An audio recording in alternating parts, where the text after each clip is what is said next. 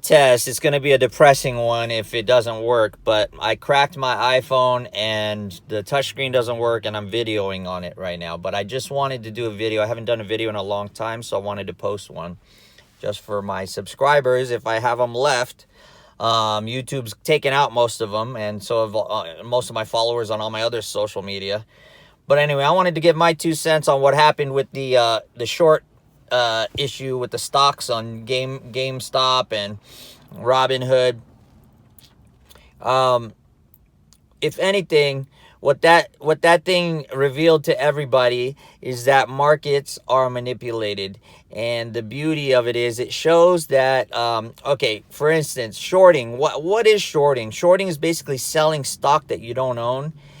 And you do it so that, because you expect the price to drop, so you artificially create this situation where you own the stock at a higher price and sell it at a higher price, so that when the price drops, it's as if you bought it at the lower price, and so you liquidate it at the higher price. So in other words, it's like you bought low and sold high.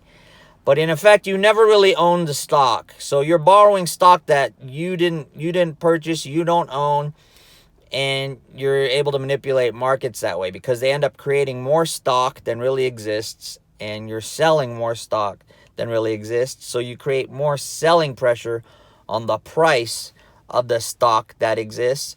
So in other words, the hedge funds have found a way to make money off of the little people, because the little people only know how to buy things and hope for the price to rise. But hedge funds have learned how to transfer the wealth of the little people into their pockets by, whenever you buy into a stock, now they sell that stock and are able to make profits off of the drop in the price while you lose that money. So they've transferred your money into their pockets. It's a really ugly process. It's legal, but it's an ugly process. And hedging was created legally so that, let's say a person who owns a certain amount of oil could short the same amount of oil that they, in the marketplace as insurance, quote, insurance, to protect them against a price drop on the asset that they do own. But then the hedge funds discovered that you could also short on things that you don't own. And it no longer becomes an insurance product, but it becomes an asset for them to steal other people's wealth, because they're basically insuring what you own, but they don't own it. And so when the price goes against you, you don't get the payout on the insurance, they get the payout on the insurance. This also reminds me of new products like life settlement, where investors can basically take over your life insurance policy, so that if you can't afford to pay the life insurance, they'll pay you the death benefit, and they'll keep paying your premiums, and hopefully you'll die at a later point when the death benefit is no longer guaranteed to you, and they'll collect on that death benefit. It's crazy stuff. We're in a derivatives world, where everything is no longer based upon the original asset. It's based, the value and the wealth is made off of the derivative, okay? And for many people, derivatives are a real complex world, but futures and options are derivatives. Insurance contracts in the real world of insurance are also derivatives. So and orange juice is a derivative of an orange. So just so you know, these are all the little new products that are made off of the old products. And the world has now discovered that secretly, behind the shadows, these nefarious characters have been making money off of them. And now it's opened up the eyes of people. So I think one of two things can happen, or maybe even two things at the same time can happen. One, people are going to realize they can do it too, which they have kind of with this Wall Street Bets Reddit group that decided to pump the stocks so that it squeezed the shorts out of their positions, made them lose money, and forced them to liquidate their positions, driving the stock higher. Or two, people will realize that markets are so manipulated that they won't want to participate in these markets anymore. And they will probably push to create new ways of trading, which will eliminate exchanges. Now, in the crypto world, we see the development of KYC, or Know Your Customer, and basically regulated exchanges where the government regulates the activity of exchanges, because exchanges before were unregulated in the crypto realm, and they were able to do things that were kind of nefarious, where they would shut down all of a sudden, like Mt. Gox or Cryptopia or BitConnect, or things like that, where they take your money. You feel like you're able to trade and you're able to participate in the markets, but then all of a sudden they close shop without giving you your money back or giving you any profits. So you lose your original and the profit you could potentially have made. And so regulated exchanges in that kind of Wild West atmosphere can be a good thing, because it gets scared people, or people who don't trust unregulated markets, to enter the markets. But now, what RobinHood has shown is that regulated markets can also work against you. RobinHood is an exchange company that has attempted to help the individual person invest in things that usually you had to be a much wealthier person to invest in the stock realm, for example. But they are a regulated exchange, and they claim that when GameStop started to rally dramatically, that they had to stop trading to protect their current customers. So what that basically is saying, they didn't have the liquidity, or they didn't have the cash to cover a lot of the orders, and so they had to stop trading in order to prevent a liquidity crisis for them, so that they didn't have the cash and they would probably go bankrupt or have to close their doors.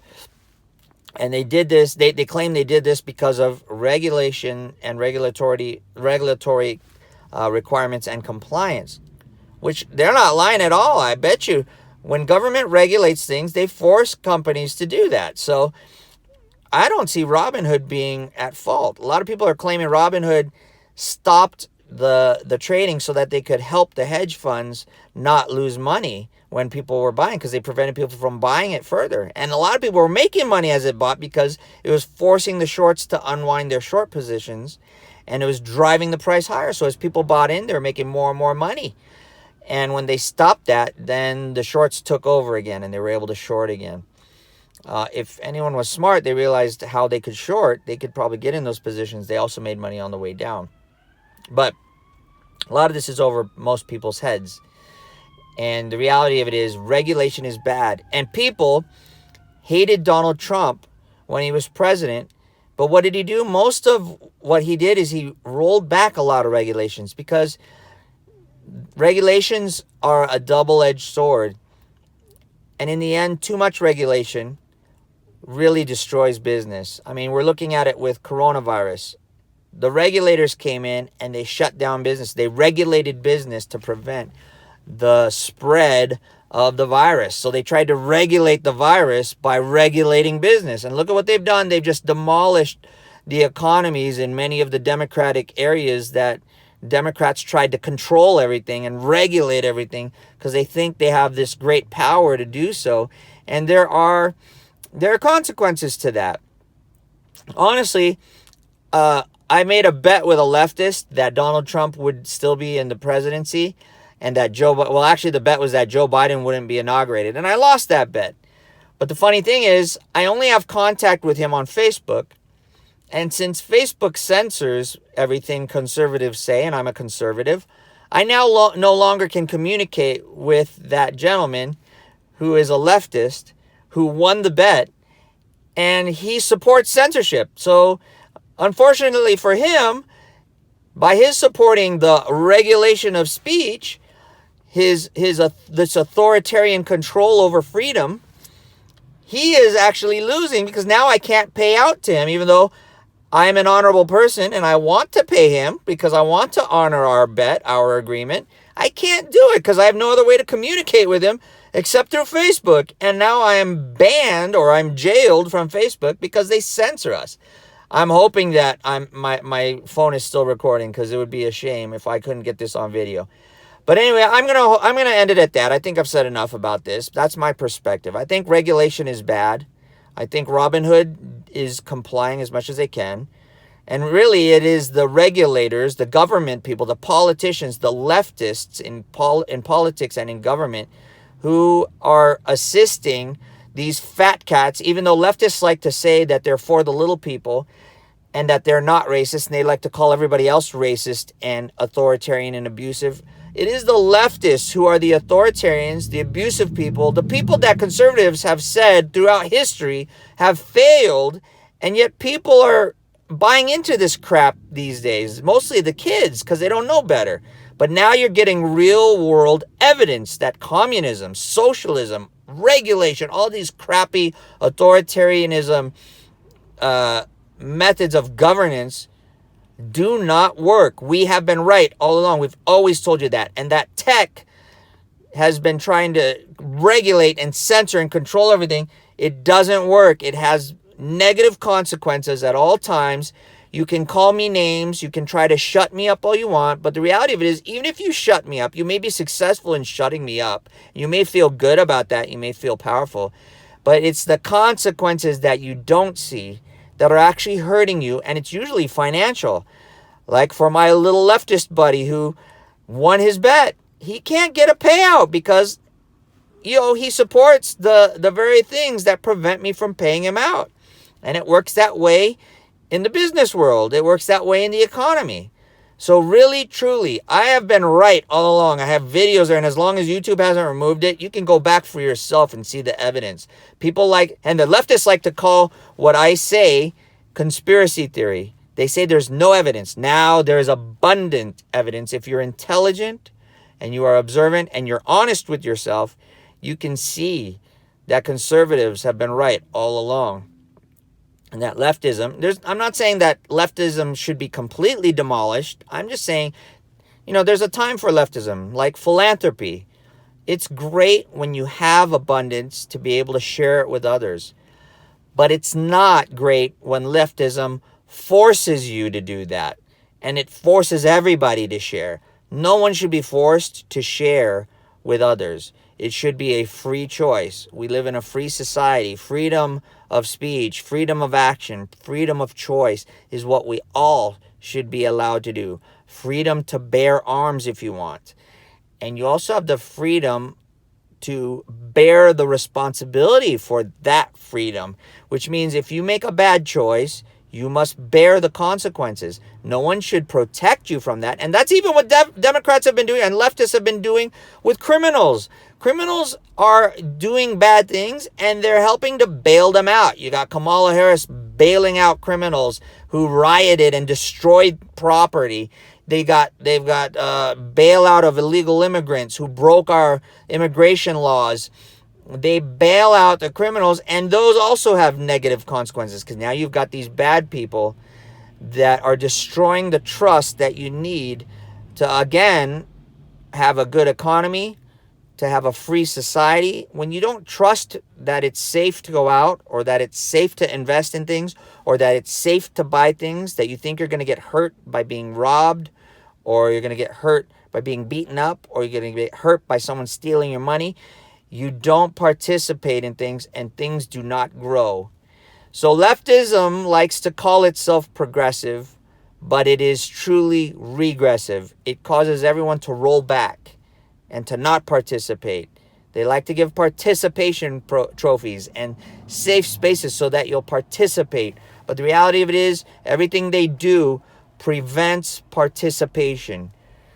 And if it's found that it's evidence that Joe Biden and Kamala Harris cheated and were able to steal the election from Trump, they have also prevented you from participating in the voting process. They have disenfranchised you. And this is what Democrats have done throughout history.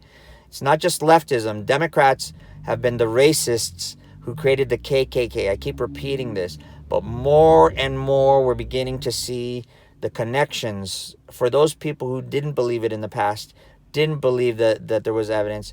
There's more and more evidence of that. So open your eyes, people. I hope this went all the way through. It would be a shame if I made this whole video and it stopped. So anyway, I love you all. If you like this, please hit that like button. Please hit subscribe if it's your first time here and you like my content. And most importantly, share it with others.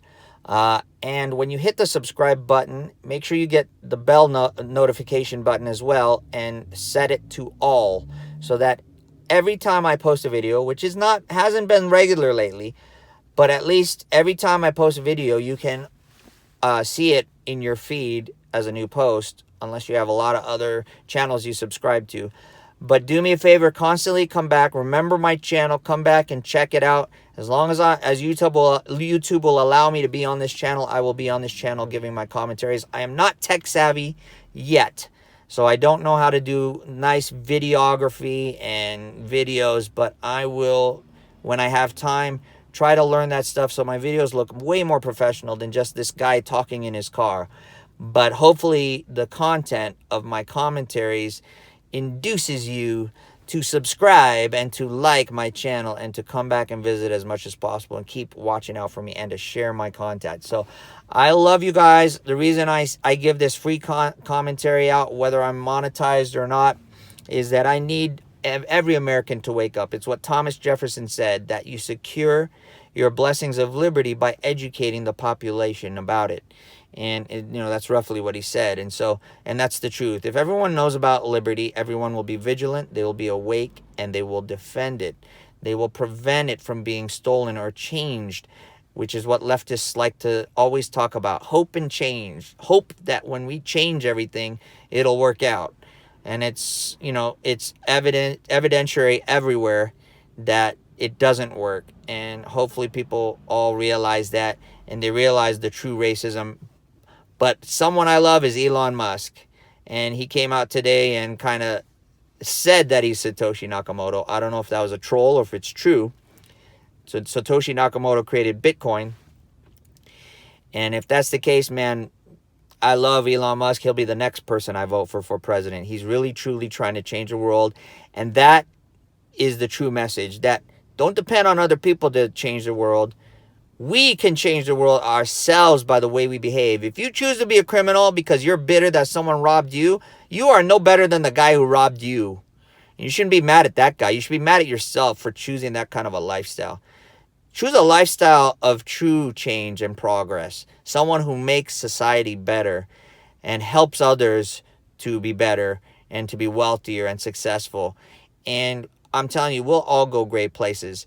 Racism only brings you backwards. So as a conservative, I am not racist. I know better. I don't want it to bring me back. I know it screws us all up because we're all special and we're all beautiful in our different ways, and we all contribute to our success together and to the beautiful collage and colors of this painting we call life. So if anyone accuses conservatives of racism, no, we fight for freedom. Look at it in our policies. If they're trying to regulate you, regulation is slavery in disguise. It's control and restriction of your movement and your habits and your thoughts and your speech. That's leftism. And so usually Democrats, leftist Democrats, there are conservative Democrats, although now it's getting few. The leftist Democrats are connected to that KKK racist mentality. Distance yourself from it, and we will all be a better society. I love you guys. That's my message for today. There's some negativity in it, but there's a lot of positivity as well. And hopefully you only see the positive and you learn from the negative, that you don't do it, and that we move forward. I have more to come. I have other stuff to talk about with the coronavirus. I've nailed this thing ever since the beginning, because I know my immunology, even though I didn't really study it deeply. I learned enough in biology to know that this was a con, but I'll cover that in another video. And if you've hanged out with me this long in this video, I appreciate you. I love you, and God be with you. Stay safe. Let me hopefully check to see this didn't end, but God be with you, and hopefully I'll see you again in the next video. Take care.